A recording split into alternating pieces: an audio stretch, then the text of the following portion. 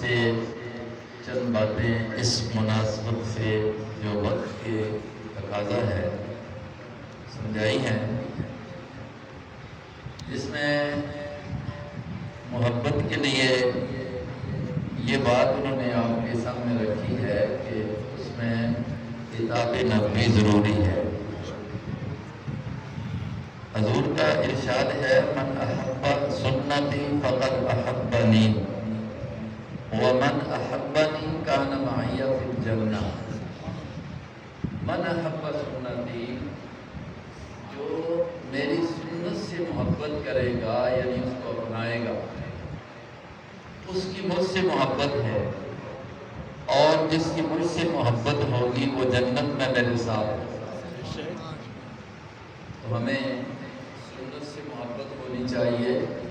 سنت سے محبت ہوگی تو قدرتی طور پر بدعت سے نفرت ہوگی، کیوں دونوں ایک جگہ جمع تو نہیں ہو سکتے۔ جہاں سنت ہوتی ہے بدعت نہیں آتی، جہاں بدعت آتی ہے کئی سنتیں چھوٹ جاتی ہیں۔ اب محبت کے معیار کے لیے یہ ضابطہ، اور پھر جن لوگوں نے حقیقتاً محبت کی، حضرت عبداللہ بن مسعود رضی اللہ تعالی جیسے مولانا نے فرمایا نا کہ محبوب کی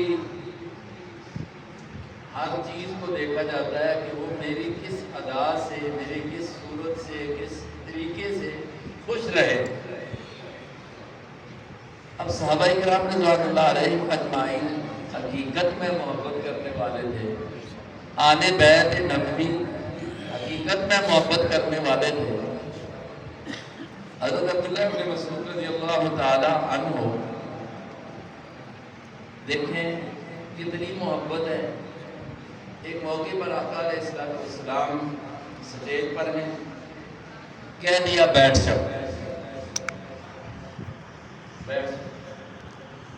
جو لوگ مسجد میں تھے، سامنے تھے، ان کو کہا نہ بیٹھ جاؤ۔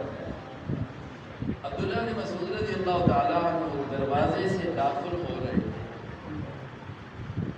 آواز کانوں میں پڑی کہ آقا فرما رہے ہیں، بات سمجھ آ رہی، بیٹھ جاؤ، وہاں ہی بیٹھ گئے۔ حالانکہ نبی علیہ السلام نے ان کو نہیں کہا تھا کہ وہاں بیٹھ جاؤ، یہ سامنے والوں کو کہا بیٹھو، لیکن آواز تو نبی کی ان کے کانوں میں بھی پڑ گئی نا۔ یہ ہے اتباع۔ آج ہی یہ بخاری میں ایک سبق پڑھا رہا تھا تو بات آ گئی، امام بخاری رحمہ اللہ نے ایک عنوان دیا ہے شادی کے مسائل کتاب النکاح میں ولیمے کے مسئلے پر، تو ایک مسئلہ لکھ دیا کہ اگر کسی جگہ دعوت میں خلاف شرعی چیز ہو تو وہاں جا کر بھی واپس آ جانا چاہیے۔ پہلے مسئلہ یہ بیان کیا کہ دعوت ولیمہ قبول کرنا واجب ہے، اور پھر آگے یہ کیا کہ خدا نخواستہ کوئی اگر وہاں پر کوئی ایسی چیز ہے کہ جو شرع کے خلاف ہے تو کیا ہونا چاہیے؟ وہاں جا کر کیا ہونا چاہیے؟ پتہ چل جائے تو واپس ہو جانا چاہیے۔ اس پر صحابہ کے واقعات بھی بیان کیے، اور نبی پاک صلی اللہ علیہ وسلم کا واقعہ بھی ساتھ بیان کر دیا کہ امی عائشہ کے کمرے میں گئے، کون؟ جی نبی پاک صلی اللہ علیہ وسلم، اور اچانک دیکھا کہ دیوار پر ایک پردہ لٹکا ہوا ہے، سطر تھا، ایک خوبصورت سا پردہ کپڑا تھا۔ نبی پاک صلی اللہ علیہ وسلم واپس ہونے لگے، حضرت عائشہ صدیقہ رضی اللہ عنہا سمجھ گئے۔ بخاری نے اس سے استدلال کیا ہے کہ دیکھیں ایک چیز حضور نے پسند نہیں کی تو اس کی دو توجیہات ہیں کہ وہ کپڑے کو دیکھ کر حضور نے کیوں پسند نہیں کیا۔ یا تو یہ اس میں تصاویر تھی، دوسری بات یہ ہے کہ رات تو نہیں آتی کہ اس میں تصویر تھی، وہ قیمتی کپڑا تھا تو دیوار کے لیے نہیں، وہ کسی کے جسم پر سجنا چاہیے تھا، دیوار کو سجا دیا تھا۔ میں نے آج یہ حدیث پڑھاتے ہوئے تو میرے ذہن میں بات آئی، حضرات علماء بیٹھے ہیں، میں نے کہا دیکھو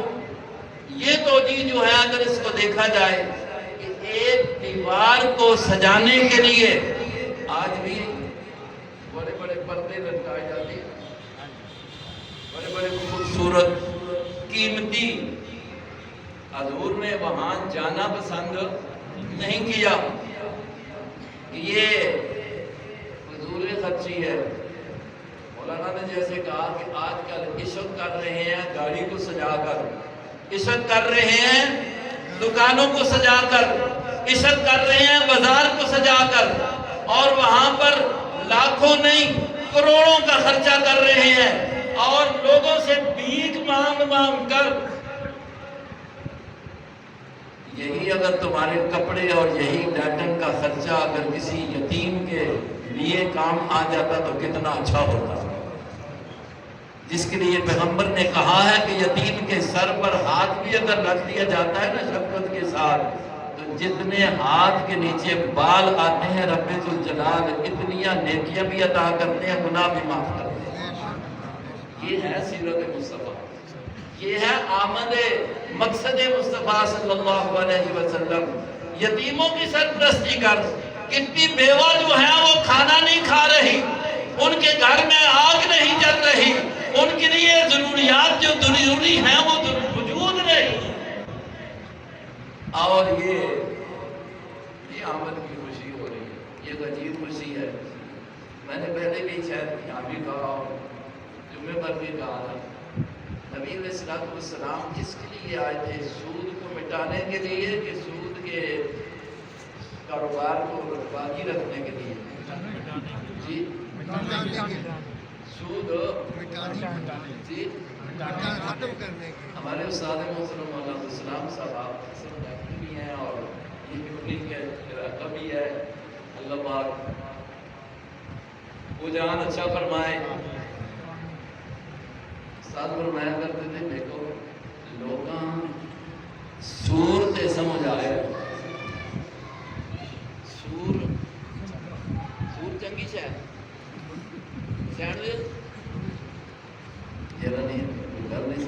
سور ہو جی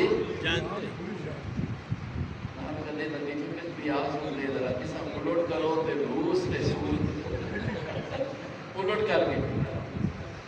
آتے سور ہر بندہ مسلمان کہتا ہے گندی شے، دال رکھ چھوڑو رہے ہیں ڈاؤں تے سود بڑھ بنتا ہے، وہ اس کو بھی گندی شے ہے۔ گل سمجھ آئی نے؟ سود تے سود گندا ہونے میں سود کو بھی سود زیادہ گندی شے ہے۔ کیوں؟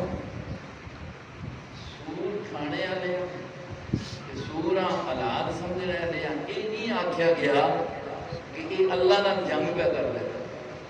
لیکن سود والے آکھیا گیا کہ اللہ نال کیا کر رہے، جنگ کر رہے۔ بازاروں میں جو بینکاں دے ہوتے بتیاں لا دیتے ہیں، سجا دیتے جاتے کسی بھی آئی ہوندیاں نہیں آ رہی سارے کو ضرورت اسی دیکھنے لینے یا ہوندیاں جاتے بینکوں سارے جناب لیٹن نال جی اج کہ جی عید والا دن نبی ہے، بینک سارے سجے ہوئے نے۔ سارے کو ایک پارٹی گئی ہے بینک اسلامی ہے، اس کو دعا فیکٹری کا ہی گا مینیجر ہے نام ہو گیا اتنا زیادہ کر رہا ہے، استاد امتیاز صاحب دامت برکاتہ مداریہ کا مطالبہ کیا اور تھوڑا جا ذہنی طور پہ بڑا اچھا ہے۔ ایک پارٹی گئی حضرت مینیجر صاحب اسی مہربانی کرو اجازت چاہ دو اسی تے تم کا خرچہ نہ ہو سی اسی طرح سجا کے نا۔ مینیجر نے آخیا یار میں بھی سجا سکنا سارا کچھ کر سکنا تسی انہاں سجاؤ انہاں میں سارا کام ہی ہوا ہے سارا کام تھوڑا جا انہاں کو پال لے اساں دونوں تھوڑے جے سجے ہویا تہاڈی مہربانی ہے تسی انہاں سجاؤ جا کے جنہاں دا کام سارا تساں پتہ ہے میرا سوال ہے پیارے پیغمبر جو آئے سودہ مٹان واسطے اور وہ خطبہ حجت الوداع کے موقع اعلان کر کے رکھ دیتا آج سارے سودہ کا نظام جتنا بھی ہے میں اسے اپنے پیروں تک ڈھو دینا اعلان کیا اپنے برادری حضرت عباس رضی اللہ تعالیٰ عنہ کے بارے کے اندر صاف کہہ دیتا اگر انہوں کا کسی کا معاملہ ہے تو جو کہ یہ پہلے وہ سارا ختم نہ دینا ہے نہ لینا ہے آج بینکاں کے بندیاں کے عاشق رسول لا رہے ہیں کیا سودی نظام ختم ہو رہا ہے جی وہ بندیاں لگ گئی ہیں آمد رسول اس سے یہ خوشی ہے کہ بینکاں سجایا نے کہ اندر بات سود ہے خدا تعالیٰ آج صاحب قرآن و حدیث نہ مننے تے انہوں نے قسم اٹھائی پئی اسی واسطہ دینے ہیں یار چلو قرآن و حدیث نہیں منتے ہوتے اپنے مولوی احمد رضا خان جی نے مانتے مولوی احمد رضا خان نے دو گلا میں سنا دس کے احکام شریعت ہے کتاب اس میں دیکھنے نے سوال کرنے والا سوال کرتا ہے کہ محفل اے میلاد خواہاں جڑا انہاں نال بے داڑھیا جاگو تو پھر ٹھیک ہے مولوی احمد رضا خان لکھا ہے بے داڑھی جاگو شریف ہونا ٹھیک کرو نہیں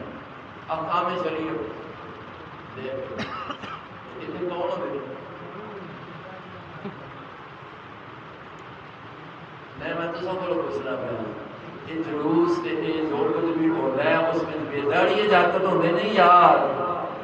جڑے داڑھی والے نے بھی ماشاءاللہ ذرا نمی کر کے صاف کر کے آتے تو نہیں جاکت نے سارے مولوی احمد رضا خان جڑا انہاں بدعات دا موجد ہے اس میں تو صاحب چھوڑے ہوئے اس کا کم از کم مان لو نمبر 2 اسی احکام شریعت ہے مولوی صاحب نے لکھا ہے میری اپنی گل ہوئی اور ہر گل کا ذمہ کتاب توڑی لکھنے والے سوال کرنے نے لمبا سوال کیا ہے یہ قوالی ہونی ہے عرس ہونا ہے اس نے قوالی ہونی ہے اور اس نال ڈھول دھمکا بھی ہونا ہے کیوں قوالی ایویں کون سنتا ہے